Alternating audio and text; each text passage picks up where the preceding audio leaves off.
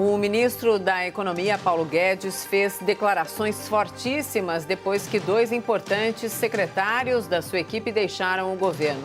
Guedes criticou ministros chamados de fura-teto de gastos em referência à tal ala desenvolvimentista. Esse grupo faz uma forte pressão para que Bolsonaro adote um grande programa de obras consideradas emergenciais. Mas, para isso, extrapolaria o teto de gastos. Paulo Guedes promete briga. O tema de hoje é: o governo deve apostar em obras ou seguir no controle de gastos?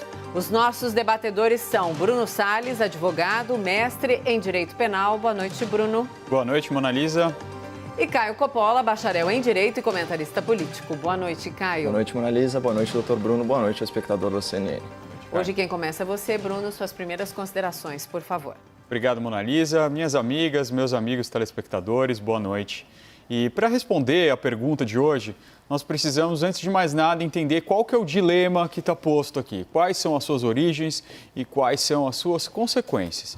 E para entender isso, a gente tem que voltar lá para 2016, quando o governo do senhor Michel Temer aprovou a malfadada PEC do fim do mundo ou PEC do teto de gastos, ou tem outros nomes, depende se você gosta dela ou não.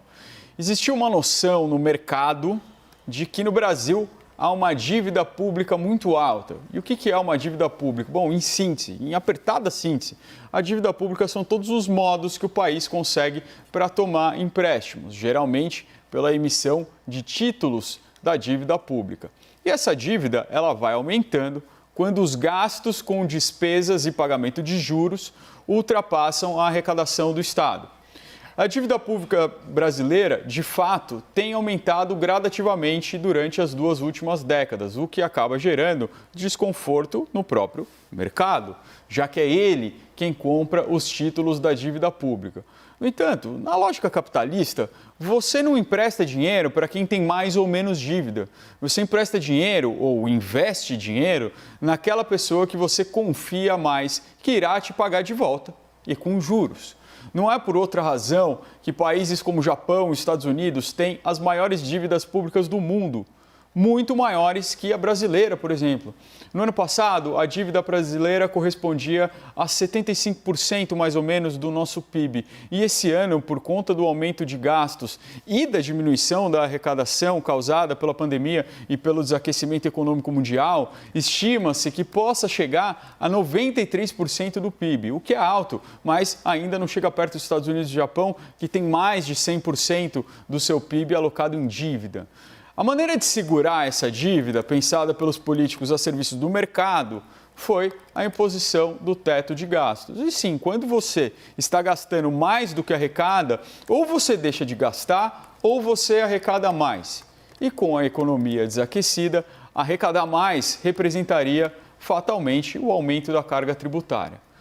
Quando o mercado topou a eleição do Bolsonaro, ele fez uma compra, cuja apólice de seguro era o ministro Paulo Guedes. A compra foi a da manutenção desse teto de gastos e da implementação de reformas que pudessem implantar medidas de austeridade.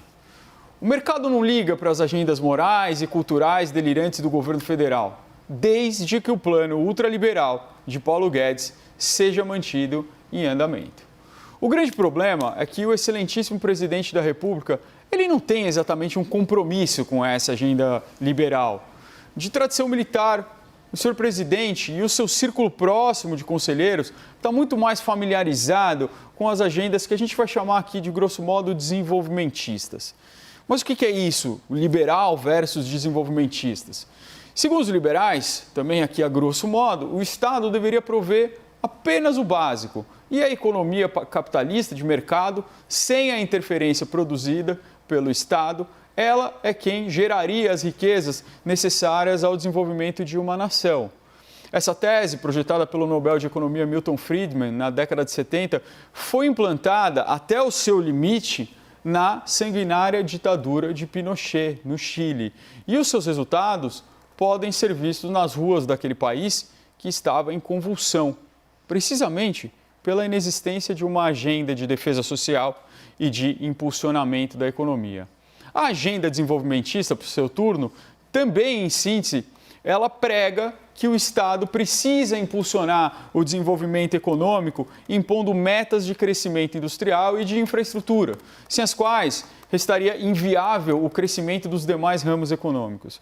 Essa é a visão de importantes setores do governo, como, por exemplo, dos ministros Braga Neto, da Casa Civil, Rogério Marinho, do Desenvolvimento Regional, e também, em parte, do ministro Tarcísio de Freitas, da Infraestrutura. Segundo esses ministros, a retomada da economia depende de investimentos, estão pressionando por mais verbas para o orçamento do ano que vem, que, no entanto, estão extremamente limitados por conta do teto constitucional de gastos. E por isso, se ensaiou de várias maneiras driblar esse teto de gastos. O Bolsonaro ficou no final em uma encruzilhada. Ou banca Paulo Guedes e honra seu compromisso com o mercado, às custas de um Brasil que vai sangrar por muito tempo sem a possibilidade de investimentos. Ou das costas para os interesses do mercado e assume uma agenda de investimentos necessários para o Brasil sair dessa crise. Mas esse caso, como bem alertou o ministro Paulo Guedes, ele sofre sério risco de ser afastado do cargo ou de não chegar às eleições. Pois engana-se, meu caro telespectador, quem acha que no Brasil os presidentes são depostos por cometerem crime de responsabilidade ou por estarem com a sua popularidade baixa. A deposição do presidente está muito mais ligada, ou não, ao atendimento dos interesses desse ser etéreo que eu chamei de mercado na minha fala inicial. E quando eu me refiro ao mercado, eu não estou falando dos famosos Faria Limers andando de patinete e colete entre os prédios espelhados. Não, eu estou falando dessa implacável elite financeira que, infelizmente, ainda dá as cartas no Brasil. E hoje nós vimos isso mais do que nunca.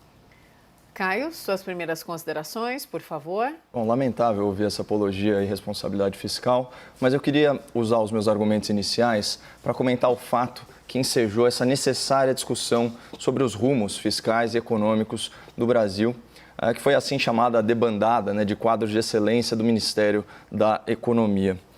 Ontem foi um dia muito triste para o serviço público no Brasil. O verdadeiro serviço público, aquele que serve a população e não apenas se serve dela, se refestelando no dinheiro suado que sai dos bolsos de tantos pagadores de impostos. Então, eu queria aqui abrir aspas por ex-secretário Salim Matar em entrevista ao Estado de São Paulo. O que mais vi da esplanada é que o Estado deseja se proteger contra o cidadão. Não há interesse do Estado em servir ao cidadão. Temos um Leviatã bem maduro aqui no Brasil. Leviatã aqui é uma alusão ao monstro do Antigo Testamento, que na obra do filósofo, do teórico Thomas Hobbes, simboliza o poder absoluto e centralizado do Estado e do governo, poder esse que submete o povo à sua inquestionável autoridade. Mas vejam se não é um conceito interessante. Um Estado que se protege do cidadão ao invés de servi-lo.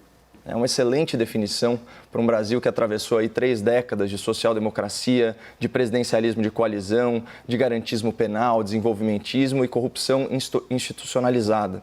E que agora se esforça aí aos trancos e barrancos na árdua busca por mais liberdade e mais moralidade, não sem sofrer aí uma aguerrida resistência por parte das elites que mandam e desmandam nesse país há tanto tempo. Eu me referi ao senhor Salim Matar como ex-secretário, porque, conforme anunciado ontem, ele não está mais à frente da Secretaria Especial de Desestatização, Desinvestimento e Mercados, que é o órgão do Ministério da Economia responsável pela viabilização e execução das privatizações e venda de ativos da União. Junto com o senhor Salim, desembarcou do Ministério outro nome importante, o senhor Paulo Webel, que comandava a Secretaria Especial de Desburocratização, Gestão e Governo Digital, que tem aí entre as suas atribuições os recursos humanos do governo federal e é a pasta que está à frente da modelagem da tão aguardada reforma administrativa.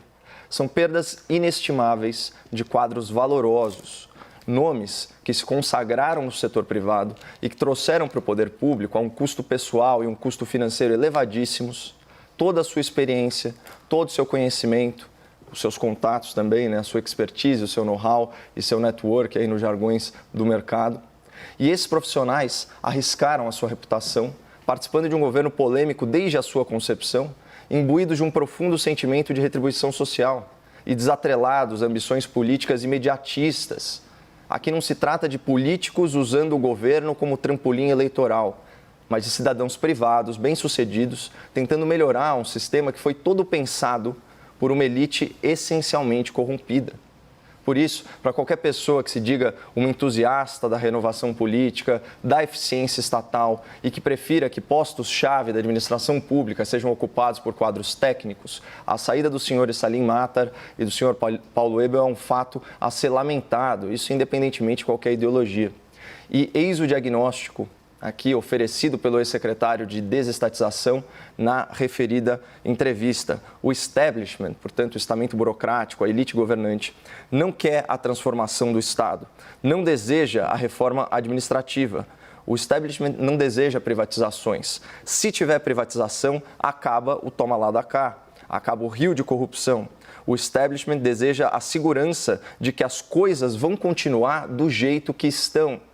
O establishment é o judiciário, o executivo, o Congresso, não querem mudanças. Por isso, elas vão acontecendo tão vagarosamente. Esse é o testemunho de um concidadão nosso, um cara bem-sucedido, repleto de realizações profissionais e que, ao que consta, é muito probo e idôneo. E ele está aqui denunciando o imobilismo do Estado e a sua aversão pela perda de recursos e de poder. Mas sempre é importante reforçar, todo poder emana do povo, assim como todos os recursos financeiros administrados pelo governo. Portanto, falar em gasto público é falar do dinheiro das pessoas. Falar em dívida pública, doutor Bruno, é falar do endividamento das pessoas e dos seus descendentes por muitas e muitas gerações. E não tem cabimento essa farra fiscal que setores do próprio governo e do Congresso desejam promover com dinheiro que, por definição, não lhes pertence.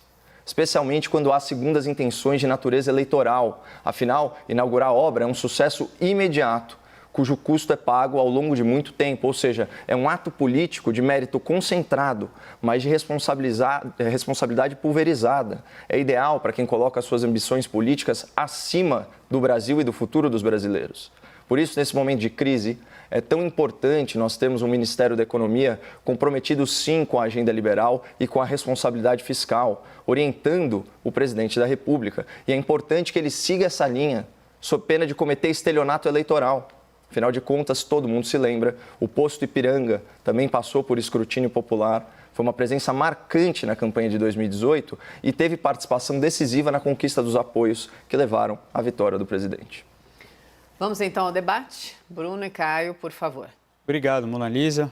Caio, não precisa lamentar, fica tranquilo, não houve nenhuma apologia aqui. Eu estava contando o que o setor desenvolvimentista do governo estava pensando, né? E se houve apologia, eu garanto que houve mais no seu ouvido do que saindo da minha boca.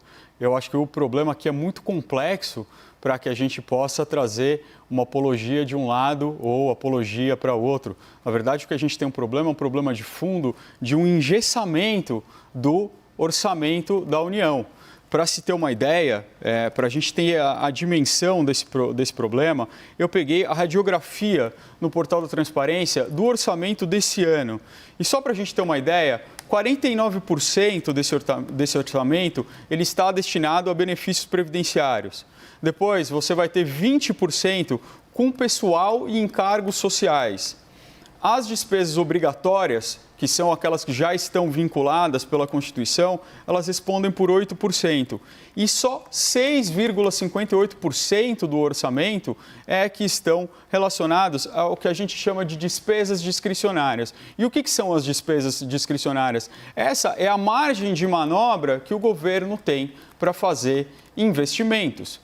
E qual é o grande problema desse investimento? E qual é o grande problema do teto? Esse investimento, conforme as outras despesas vão aumentando, e aí o governo não pode mexer, né? A não ser que faça amplas reformas, e essas reformas, infelizmente, não vêm. E eu acho que aqui é injusto a gente falar do Congresso, porque a gente vê toda semana o presidente da Câmara e o presidente do Senado pedindo as reformas, pedindo a reforma tributária, pedindo a reforma administrativa. E essas reformas não vêm. E não vêm por uma razão simples. Essas reformas, elas são impopulares, Caio. Mexer na reforma administrativa significa mexer no funcionalismo público. Veja, esse é um impacto direto. 20% do orçamento, com o funcionalismo público de todo o Brasil. E a gente sabe que a gente tem situações discrepantes no Brasil, com determinadas classes recebendo salários de CEOs que empresas norte-americanas não pagam para os seus diretores, né? E eu dou exemplo aqui, falo claramente do Poder Judiciário. Então é aí que precisa mexer. E isso não está sendo feito, infelizmente.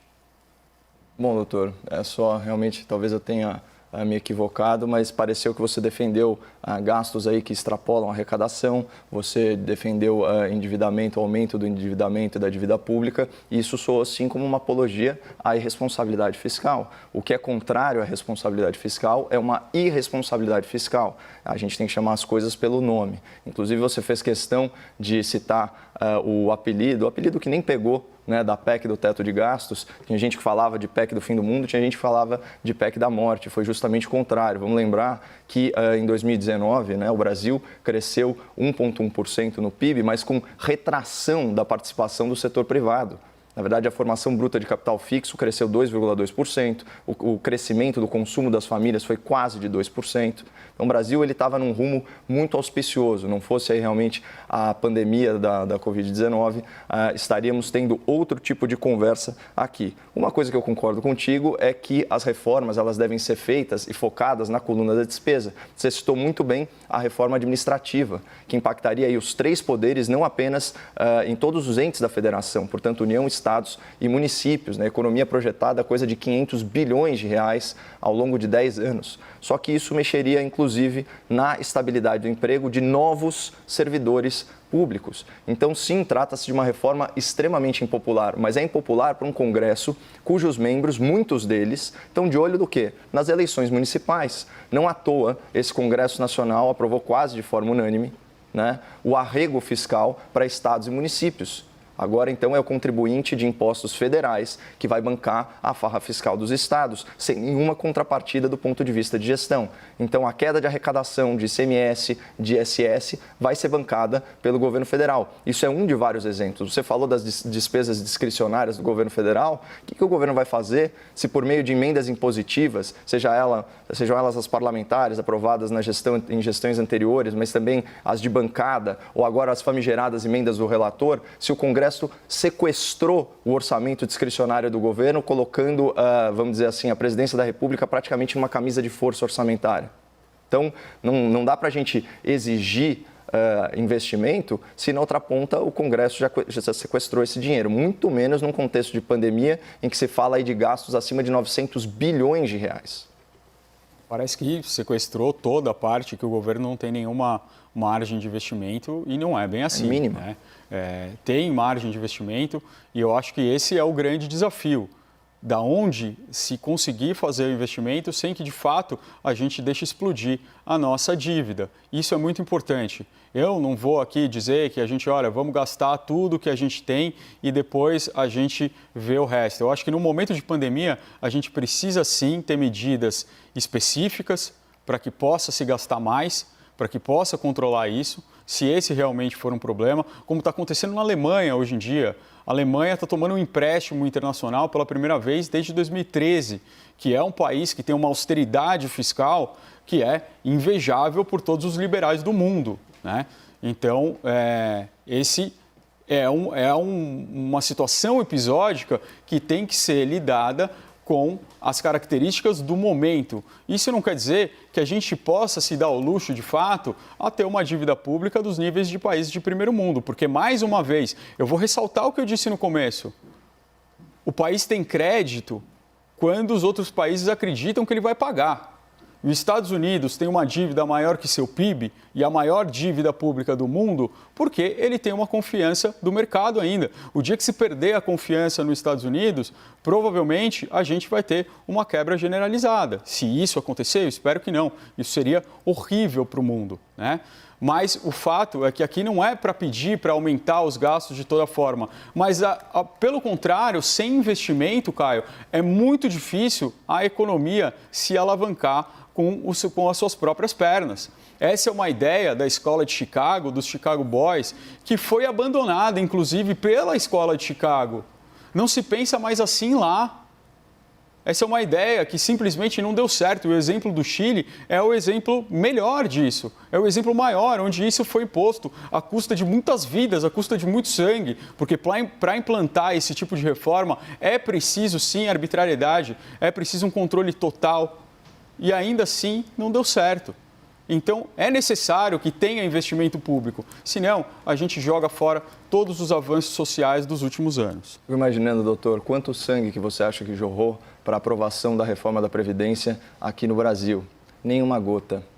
Nenhuma gota. As reformas liberais, elas não requerem sangue, muito menos governos autoritários e tiranos. Pelo contrário, elas requerem apoio popular, como foi o caso nas manifestações de maio de 2019, que pressionaram um Congresso chantagista a aprovar a reforma mais importante, reforma essa sem a qual, de impacto aí de 850 bilhões de reais ao longo de 10 anos, sem a qual, como você bem salientou, a gente não teria a confiança dos investidores internacionais. E ao contrário do exemplo americano, que você citou aqui, acho até de forma ingênua, não dá para a gente comparar as economias, a robustez das economias, especialmente pelo lastro no dólar, que beneficia aí os perdulários dos Estados Unidos em detrimento dos perdulários aqui do Brasil. E é muito importante que fique claro, não existe margem de investimento, não existia margem de investimento sequer no começo do ano, pelo sequestro aí de uma parte importante das despesas discricionárias do governo. Isso foi tema aqui do debate. A gente está falando de 3%, 4% do orçamento federal. Obviamente que todos os gastos aí emergenciais relativos à Covid e também essa assistência fiscal aos estados e municípios vai praticamente zerar o caixa, e a única forma de investimento agora é por meio de dívidas. Então, quando você faz a sua apologia e responsabilidade fiscal e critica duramente a lei de teto de gastos, é importante falar que isso vem no contexto não só da lei de responsabilidade fiscal, que penaliza o mau gestor público, como também da regra de ouro, que é norma constitucional que proíbe o governo de fazer dívidas simplesmente para custear pagamento de despesas correntes, como salários, aposentadorias e outros gastos de custeio. Eu acho muito importante falar também que o teto de gastos, o fim do mundo, é simplesmente limitar despesas e investimentos públicos, certo, aos valores gastos no ano anterior, corrigidos pela inflação, isso por 20 anos, tanto no caso do Poder Executivo, como também no Legislativo e no Judiciário. Mas é claro, para um Estado cada vez mais guloso, paquidérmico, obeso, é muito ruim fazer dieta.